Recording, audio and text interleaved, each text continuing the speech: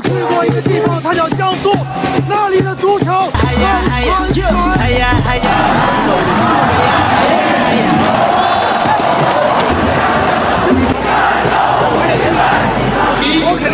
今天我们要说的是一个正在让整个互联网热血沸腾的奇迹，一场你从来没有听说过的足球联赛，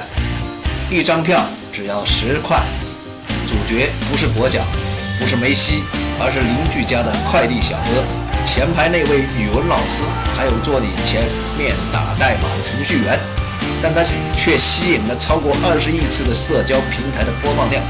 甚至让欧冠决赛在热度上甘拜下风。这就是江苏省城市足球联赛，简称苏超，也有人调侃称之为苏联。我们不禁要问，一个省搞出来的所谓超级联赛真的有这么猛吗？那我们就先来看几组数据，感受一下苏超的热度有多离谱。抖音话题江苏城市联赛播放量突破了20亿次，虎扑 APP 为了它专门开辟了江苏联的频道，首日的访问量达到100万级。第二轮比赛平均每场观众接近1万人，比中甲联赛还要高。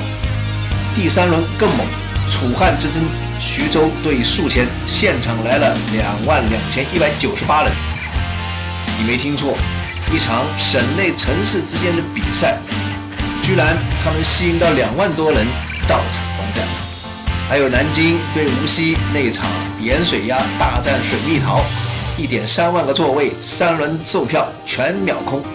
最终到场15669人，创造了五台山体育场多年来的纪录。有球迷开玩笑说，要不是知道是在南京，我还以为我抢的是阿根廷对法国的世界杯门票。苏超的爆红离不开一个字，梗。在江苏说散装不是贬义，而是段子的属性。这13个城市谁都不服谁，表面一团和气，背地里全是世仇。这些段子平时只在论坛和 B 站的评论里飘，可是如今终于可以落地实战了。看看南京对南通，网友们怎么说的？谁才是真正的南哥？今年省会该是咱南通了吧？请你把屁股挪一挪，江苏只有一个南哥。无锡对南京大战，水蜜桃大战盐水鸭，输了我的水蜜桃加盐，赢了你的盐水鸭要加糖。比赛第1，友谊第14，江苏不大，13太保踢到散架，热度不高，人气远超德甲英超。江苏人甜咸之争也来到了苏超，南京和无锡对战变成了盐水鸭对阵水蜜桃。赛前的官方海报上更是打出了输了水蜜桃加盐，赢了盐水鸭加糖的标语。徐州和宿迁大战，众所周知，徐州沛县乃是汉王刘邦故里，那么项羽霸王呢，出生于宿迁。网友们戏谑此2城相争为跨越1000年的楚汉争霸。有趣的是，刘邦故乡徐州对阵项羽故乡宿迁，堪比要完成一场跨越1000年的历史夙愿。网友说，现代版的楚汉争霸就是为了这一天，虽然没有汉界楚河，最终还是1-1握手言和。连云港和淮安呢，一个是花果山的所在地，一个是《西游记》作者吴承恩的老家，因此网友们又对本次比赛冠之以真假美猴王之争。至于常州队嘛，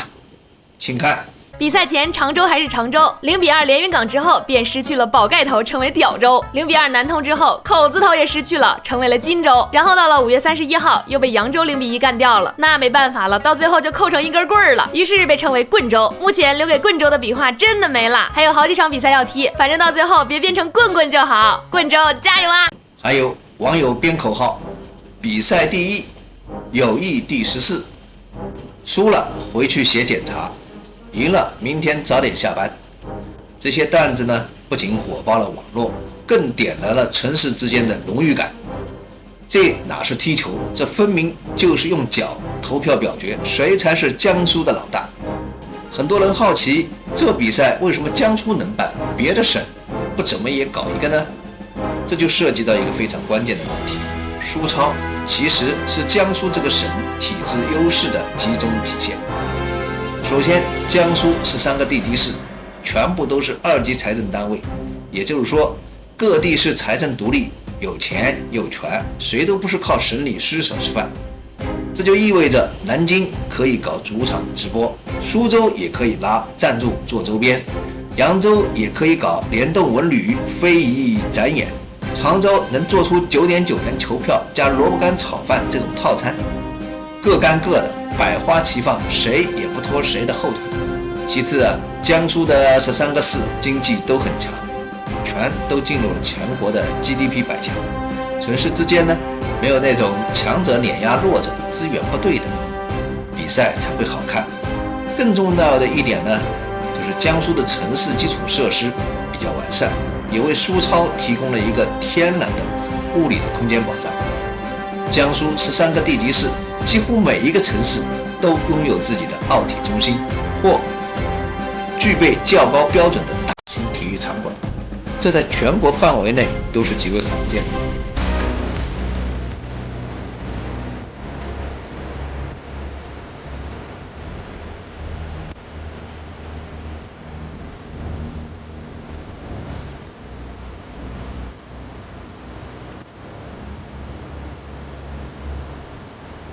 譬如徐州奥体中心现场可容纳超过2万人，南京五台山体育场多年来承办过无数大型赛事和演出，苏州体育中心、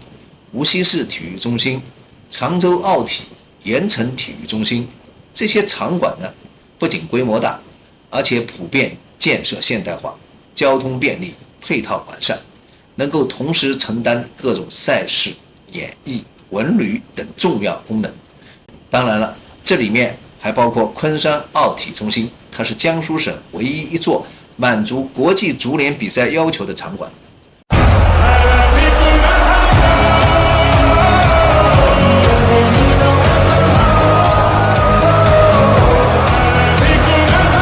而昆山不过是苏州下辖的其中一个县级市，而在很多省份，哪怕是省会城市之外的城市，别说奥体中心了，连一个能坐上万人、灯光和转播设备合格的体育场都难找。江苏的这种全民有场馆、城市有主场的格局，让苏超具备了真正意义上的主客场氛围。观众有地儿看，球队有地儿练，文旅活动也有地儿展开，联赛的沉浸感、仪式感和地域性也得到真正的构建起来。我最近看到一个消息，广东省足协发布了通知，决定在2025年7月至10月期间，在全省各地市举办2025年广东省足球超级联赛。广东经济呢是比江苏还强，总量全国第一，但广深两极太强，资源严重集中。广东、深圳的 GDP 碾压性领先，潮汕、粤西、粤北的一些城市不仅财政薄弱，连基本主场运营、票务组织、赛事直播都未必搞得起来。更关键的是，广东很多地方的财政是依赖省财政拨款的，动能不强，缺乏江苏那种自负盈亏的干劲。你让汕尾、云浮去跟深圳拼主场氛围，那不是足球，是吊年现场。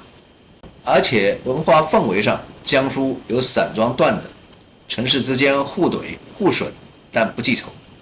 广东则相对讲关系、重人情，办成比赛第一、友谊第14的概率也低得多。所以说，苏超并不是爆款，而是一个结构性的奇迹。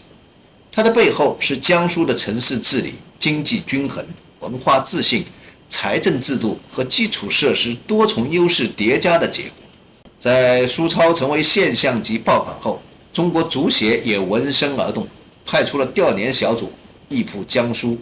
调研指导，声称支持江苏经验向全国推广。原本这是一件好事，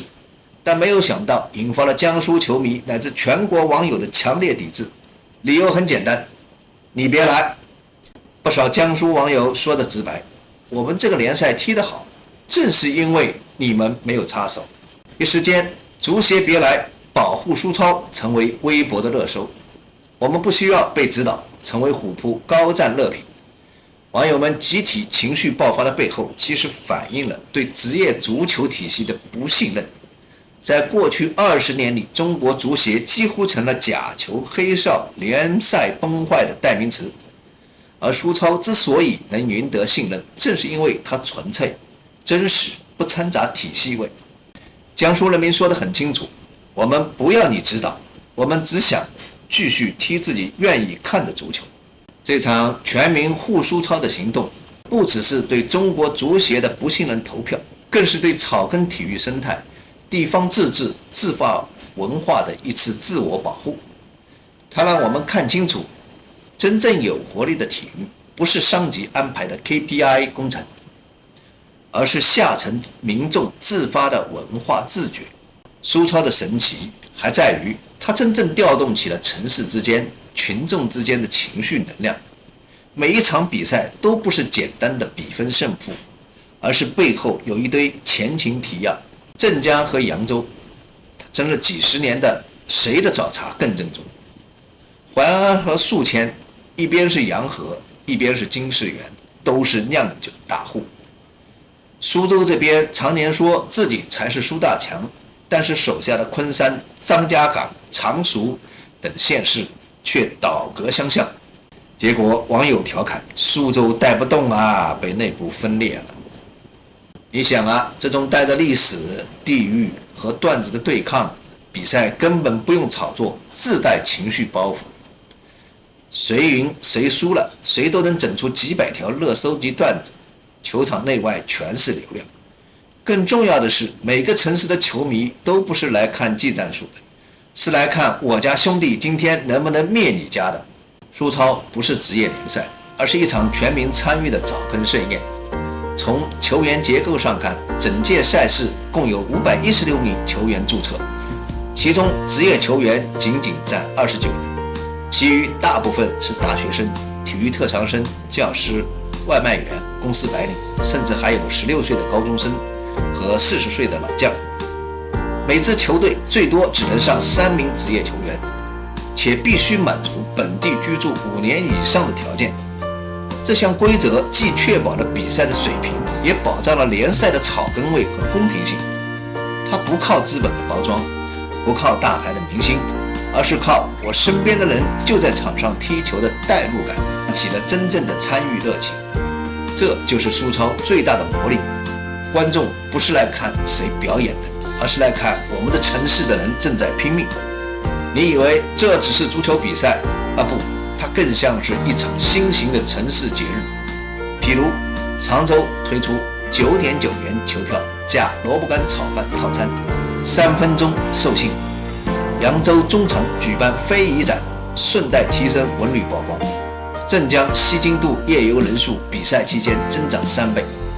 无锡在比赛直播中串联源头组景区，边看球边云游。苏超让城市之间从拼 GDP 变成了拼谁会玩，谁能在球场之外策划出更新鲜的文旅体验、消费场景，谁就能赢得热度、话题和游客。这不仅是体育，更是城市品牌和本地经济的再造机会。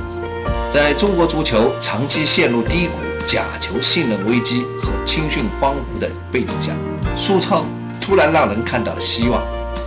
不是因为它水平有多高，而是它找对了方向，让城市为单位，让草根做主角，让群众能参与，让赛事有文化。更重要的是，它有可能真正推动足球人口的扩张。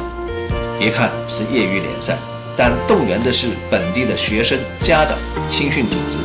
政府、企业。它从底层一点一点把足球变成了一个社会的事件，不靠喊口号，不靠砸钱，而是靠真实的参与、真实的尊重、真实的荣誉感。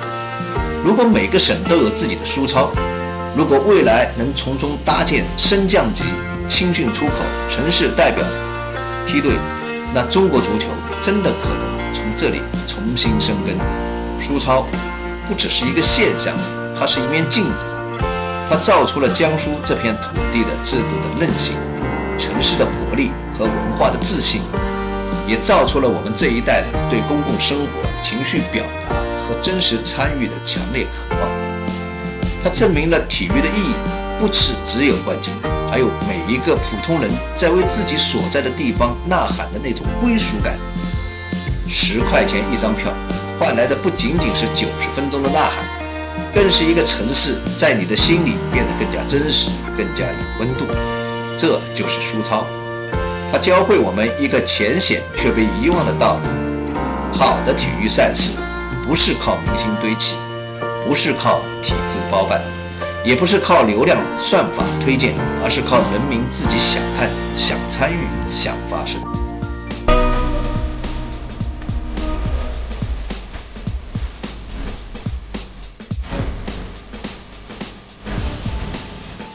在这个所有内容都可以被替代的信息时代，唯有真实的情绪与生活不能伪造。书操的热度终将会退去，但它种下的种子已经在各地发芽。可能是你家小区正在搭建的5人制球场，可能是你隔壁小学第一次组织足球比赛的课外兴趣班，也可能是某个城市官员悄悄研究我们是不是也能搞一届我们的书操。如果这场联赛最后什么都没有留下，那也没有关系。他曾经在这个高楼林立、算法控制情绪的事件里，让我们相信了一次：热爱可以发芽，地方可以联动，足球可以属于人民。好了，本期节目就到这里了，我是不正经，我们下期再见。